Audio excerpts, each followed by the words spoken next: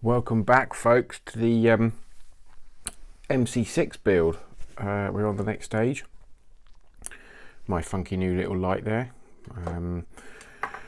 Let me see all the instructions. So what's happening next? Well, as you saw from the last video, the chassis was together. The next thing to go in was the motor, which is now in, and the gearbox. So we're on step 10 of the instructions. Something that caught me out, schoolboy error, I had tightened the chassis up so all the screws were nip tight, not too tight, but you know, tight enough. And then it came to sliding the motor in, and there's two kind of the braces that the gearbox mounts to then slides into the chassis here, and there's two indents. You can't really see it just there. And they quite obviously wouldn't slide in while it was nipped up. Schoolboy error, really. Again, I'm following the manual, so you may have thought it would have said don't tighten it, but it doesn't. It's quite obvious, I guess, and it wasn't a problem, but it's just something to consider so you don't make the same silly mistake that I made and tighten it up and then try to slide the gearbox inside. I know I've said this before, but this gearbox is incredibly heavy. When you try and pick up the chassis from one end, it's a real beast of a thing. I love it. So the next thing, now the motor is in place, that needs thread lock, by the way, and I have thread locked that in, so it's nice and tight. I'm not going to do the chassis back up again because next is the servo to go in, and I will be using my spare, it's up here, my spare 9 kilogram servo that came out of the mauler. She's down there with lots of stickers on, and our new logo stickers. Anyway, I digress. So I had this lying around, thought it would be worth using. It's a spare servo and it saves me buying another one. It also has exactly the right size servo arm, because it says here the servo arm for the gearbox needs to be that size. So that's perfect. So I'm going to try and mount it up. There is the mounting bracket for it there. So this is the servo that attaches to the gearbox, the 2-speed gearbox, and it pulls that rod and it then engages a different gear in here.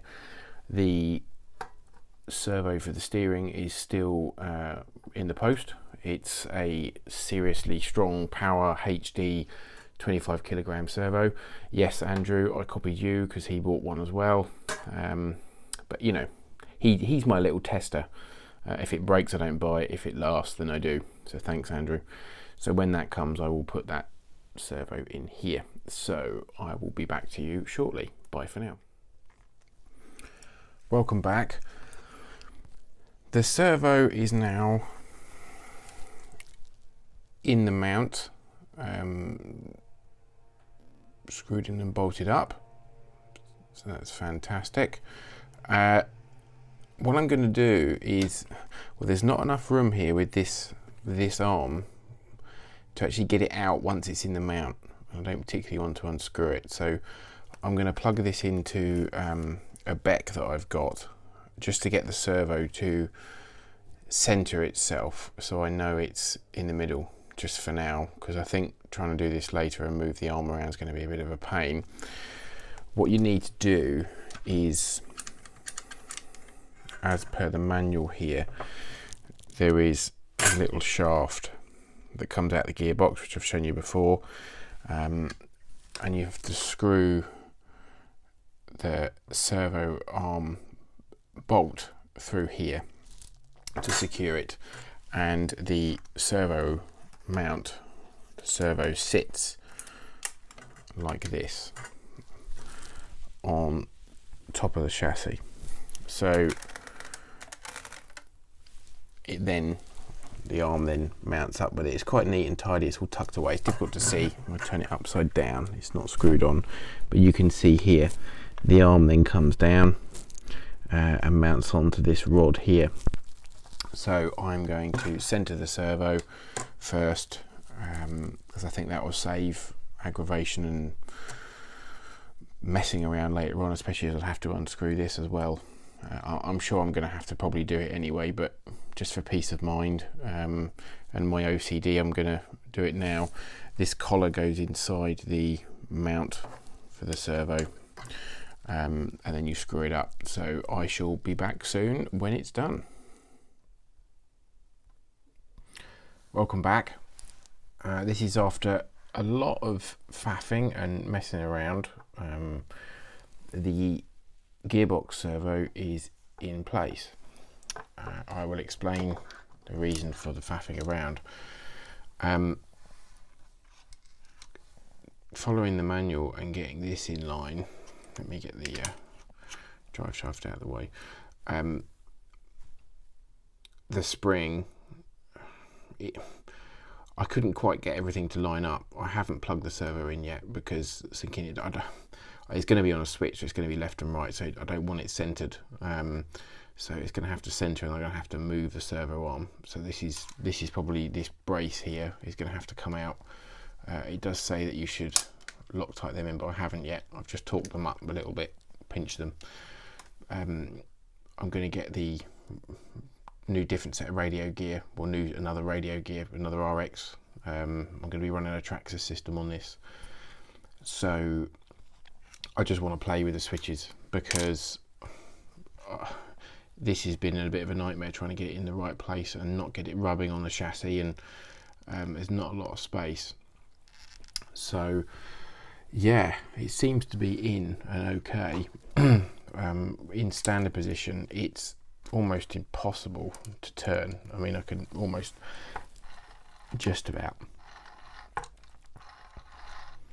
When you move the servo over, that then pulls that rod out here, puts the gearbox into an easier gear to turn. So as you can see, still quite a bit of resistance, but it's much easier than it was.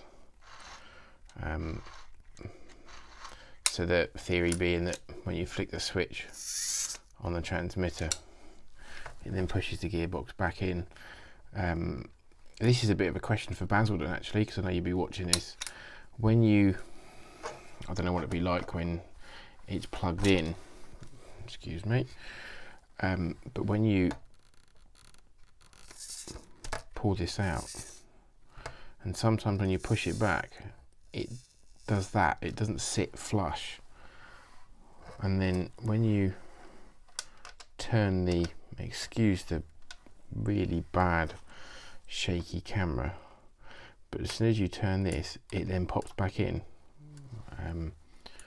Obviously moving the drive shafts makes that rod move slightly, but it'd be interesting to know what it's like on your gearbox, whether it does the same thing as this. Apologies again for the dodgy video. It's very difficult to try and get everything in the right place. So sometimes it doesn't appear that this rod goes all the way back in home properly. So, and then when you turn the drive shaft, it kind of pops back in. Now I don't want it to munch gears inside the gearbox if that's not how it should be. So let me test it again. So if I pull it over and then push it back, I see it went that time. And again that time, doesn't do it every time. Must be something to do with the adjustment of this spring here. It's exactly as it states in the manual, and this gap here is exactly as it should be. So trial and error really. I'm going to have to as always run it and see where we are. That's it now for this evening, because it is midnight and I've been fiddling with this for a while.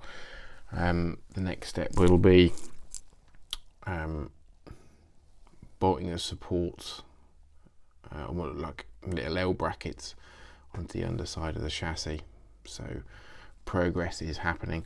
I think I might wait until I get the RX and fiddle with this servo until I'm happy with the gearbox, because I don't know what it's like later on in the build, but trying to get to this part of the servo is probably going to be quite tricky, so I want to get it right first time. Anyway, bye for now.